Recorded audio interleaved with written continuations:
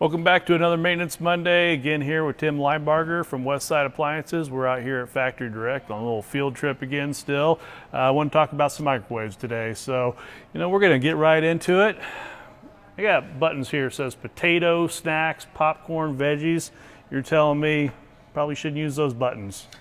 It's really better that you use the instructions on your package, especially your popcorn, because if you push the buttons, it does kind of a predetermined time, but it might not actually be right for what you're cooking.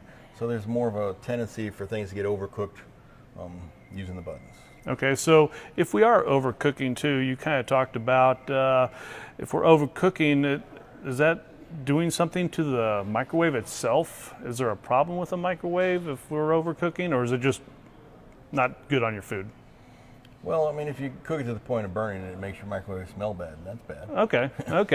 I open up this microwave here, I see a metal rack in here, and one of the things that I was always told, you don't want to put metal inside of a microwave. So first of all, don't put metal inside your microwave. But what about the racks? They're okay, right? I mean, why are we provided the rack, and how should we use the rack? Well, you're right. You shouldn't put like tin foil or metal silverware or metal dishes. Even some stoneware has particles inside that'll cause sparking and such, which is not good for the function of the microwave. But this metal rack, it's made with a special metal, and it's designed in such a way that it doesn't get attacked by the microwaves as long as you're using it properly. And when I say using it properly, if you have the rack in, you need to have food on the rack and food under the rack. So it's designed to give you 2 layers of cooking. If you're just using 1 layer of cooking, which most of us do every day, then you should snap that thing out and store it away in a cabinet somewhere. Okay, so for the most part, you probably don't even have that in there. You're just using it when you need it. Exactly, just when you need it. Okay. Another thing that can happen with microwaves is you might hear a grinding noise, and your first thought is, oh, I should call Westside for service.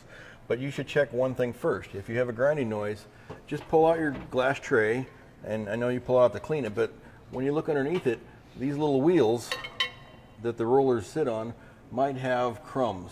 Crumbs will get under there, and as the rollers go over, they make noise as they roll over the crumbs.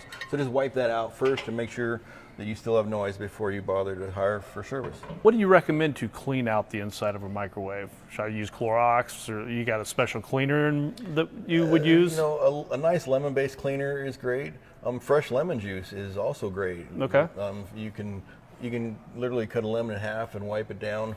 But if you've got a lot of burnt on foods, one thing that makes it easier to clean, this is what I do at home. I take a bowl of water, I put it in for about 3 minutes, and it starts to steam, and that steam loosens up all of those food particles, and you can just wipe them out. Oh, that's a good tip right there. That's a good tip. Hey, join us here again next Monday. We're going to have one more segment. We're going to go over the range and stove here in a little bit. So join us next Monday for another Maintenance Monday. Thanks a lot for joining us again, Tim. Thank you. Appreciate it.